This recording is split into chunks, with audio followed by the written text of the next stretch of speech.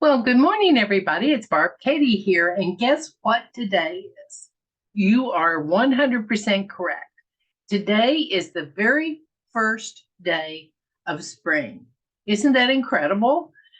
We have made it through the winter, though I think we'll probably have a few more chilly days. And spring is finally with us, officially here. Um, it is an incredibly wonderful season.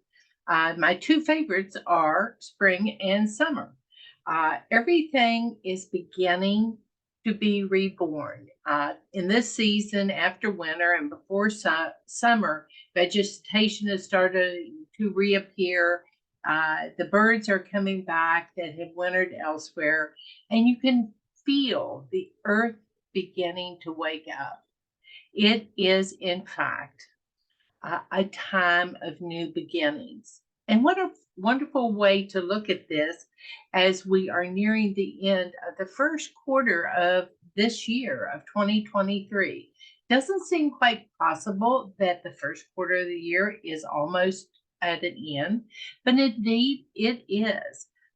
What does spring mean? If it's a verb, it means to jump suddenly or rapidly upward or forward. I sprang out of bed, similar to leaping, jumping, bounding about.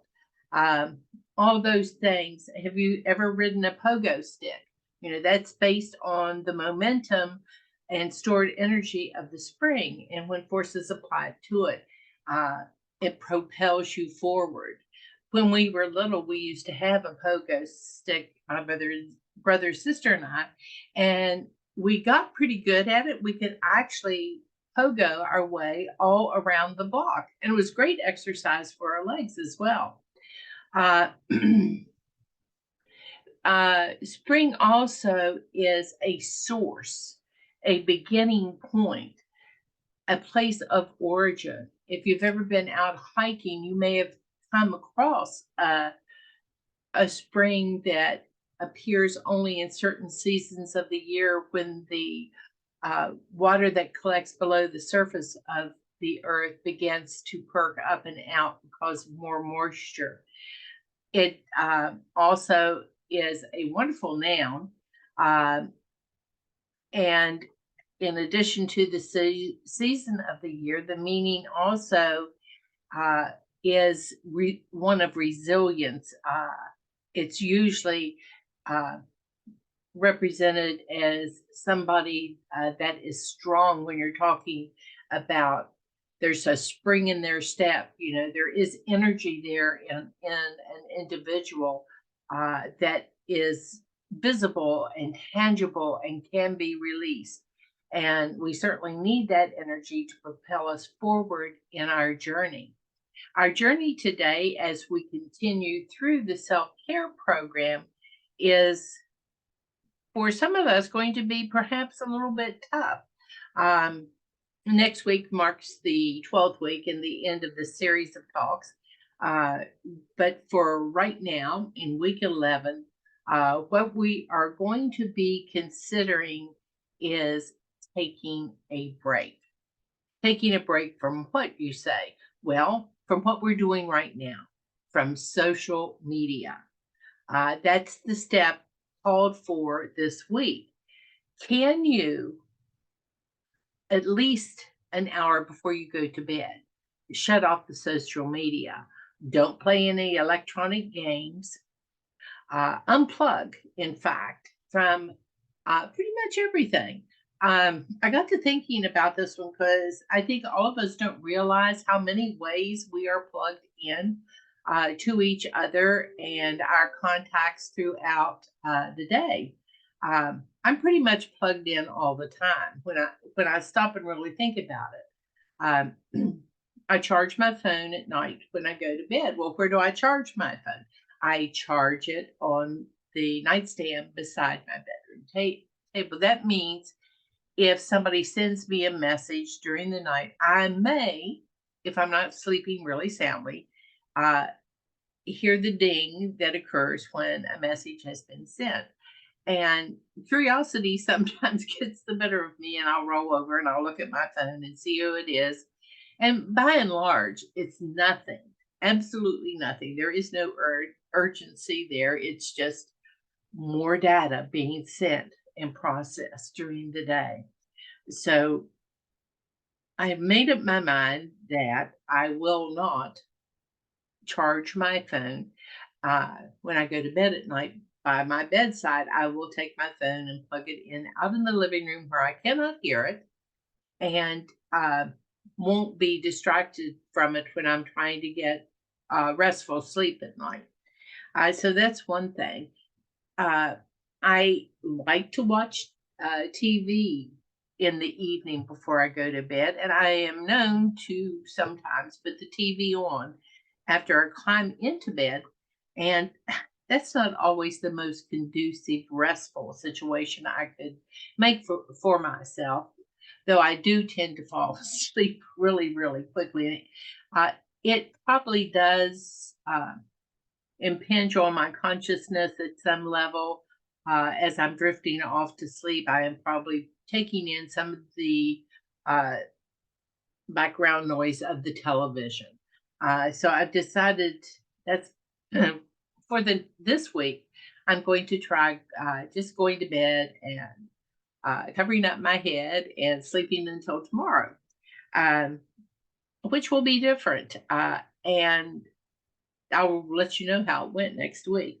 Uh, it's I think white noise more than anything else when I do that, because I'm certainly not interested in whatever I'm watching on television. It's just noise as I go to sleep. Um, so that's another thing. And then I thought, okay, what do I do first thing in the morning? Do I go out and turn on the TV? No, I do not. That's something I don't do. I start my day pretty much quietly, um, and wake up and think about uh, all that has happened the day before and give thanks for that, and then look at what is to come in this day and try to prepare in a positive way to accomplish those things. So that quiet period in the morning is really restful. With the phone not in the bedroom, that will be a tremendous help in being able to um, focus more intently, I think. But we'll give it a try and see. How other ways am I plugged in that I need to think about and look at? How about you? How many other ways are you plugged in?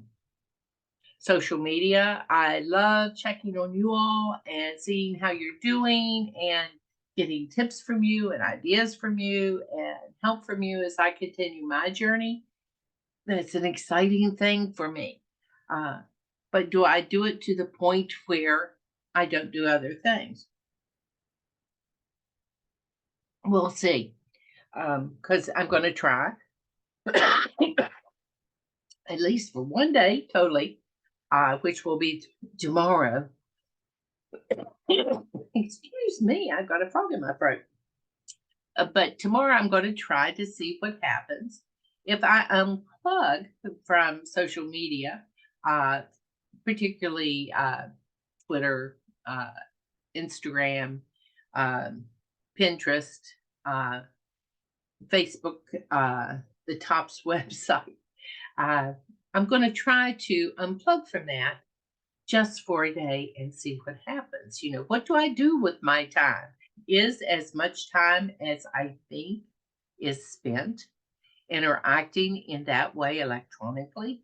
Uh, will I have more time to accomplish things here in my surroundings physically uh, and with items that I need to make sure that I complete in a timely manner that have deadlines attached to them? Uh, does social media interfere? I don't think it does, but maybe so. We'll give it a test and find out.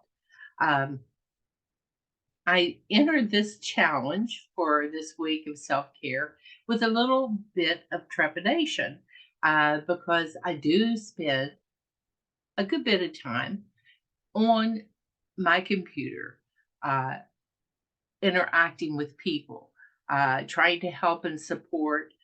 looking for information that might be useful for all of us, uh, making sure I stay in touch with my family because my grandchildren think that their day isn't complete, thank goodness, without talking to me. And I am going to let my family know today I'm okay. Uh, if they don't see me on social media. I have one son, my middle son, who actually is somewhat of a gamer, and every day he and I play a game together. And he says that is his way of checking on me and making sure I'm okay and I'm firing on all cylinders because we're running about 50-50 and who beats whom on any given day. So I don't want him to feel that I have fallen off the face of the earth tomorrow when I'm not there to play the game that we usually play together. And that led me to think of all the connection points that we have where we use some kind of electronics. How many of you have a cell phone? How many of you text? How many of you are pretty much there at any point in time for people who may not be physically with you? Uh, do we neglect people who actually are physically with us uh, and deal with those who are communicating electronically? We have a rule in my house that when you come to visit Granny, you put all of your electronic devices in a basket on the counter and you leave them there. They don't come to the table with you for meals. They don't go into the living room with you when you're visiting and talking with each other. They stay in the basket on the counter. So I'm pretty much doing that to myself. I'm putting most of my electronics that fit in the basket on the counter tomorrow just to see how things go. Uh, are you willing to accept this challenge with me? Are you willing to take a chance and pretty much unplug just for 24 hours? Would you rather start slower? Would you like to disconnect your electronics an hour before you go to bed? Or would you like to not turn on your electronics until you've been up and at 'em in the real world for an hour? Start wherever you think you can comfortably cope. And by the end of this week, let's see if maybe you can actually unplug for most of the day and see how that makes you feel. What do you fill your day with once you're uh, disconnected from your electronic means of communication? You know, it's a wonderful thing. I just talked with my niece in Kansas City this morning before I came online because we're having family health issues of the oldest member of our family who is in his mid 90s, and we're checking with each other. So I need to be sure that I let her know that I have a code word that if it's a true emergency, I will pick up no matter what. Um, which means that the electronics won't that form of electronics won't be turned off. It'll just be put on mute and put aside for the day tomorrow. Um, I'm amazed at how pervasive those means of communication have increased through the years. I grew up in an era where, in a small town, where we had a party line. That was our form of communication, and we were really thrilled to have the party line. And like a lot of kids that grew up in that type of environment, I thought it was just the best thing ever because I could get in from school. My mother worked at the hospital, and I would pick up the phone, and I could still remember the telephone operator's name. And because it was a small town, and she could tell from whom's home an individual was calling, she got to know us as well. And she would say, "How are you doing?" Did your mom give you things to do today? Be sure that you get them done before she comes home from work. I'll talk to you tomorrow. And that was a nice check in a very uh, small electronic way back in the day, as they said. And I came to rely on her. Uh, because with the party line, if people are talking, the play thing to do is just hang up quietly and wait your turn. But if it was an emergency, you could break into a call and ask the operator and the other person talking if you could have the line for whatever the emergency was. Um, fond memories of the very beginning of a connection to the electronic age. We didn't get TV for quite some time, and my girlfriend's family had a TV. And so I would go over to her house every single day and watch TV until we got our own.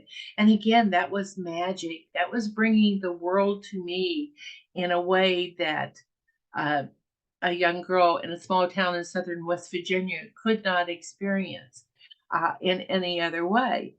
It was almost like a book coming to life in a certain sense of expression. So electronics do enrich our lives, undoubtedly. They do keep us closer in many, many ways.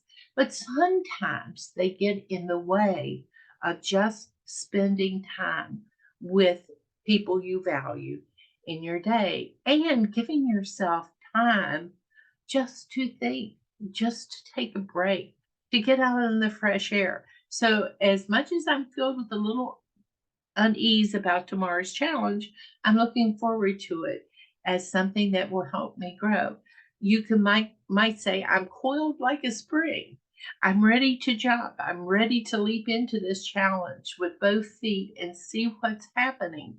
I hope you will join me in our Spring Forward Challenge and take an hour, either at the beginning of your day or at the end of your day, or more if you think you can handle it, and unplug tomorrow. Maybe you could share with me some of your experiences, how you were unplugged.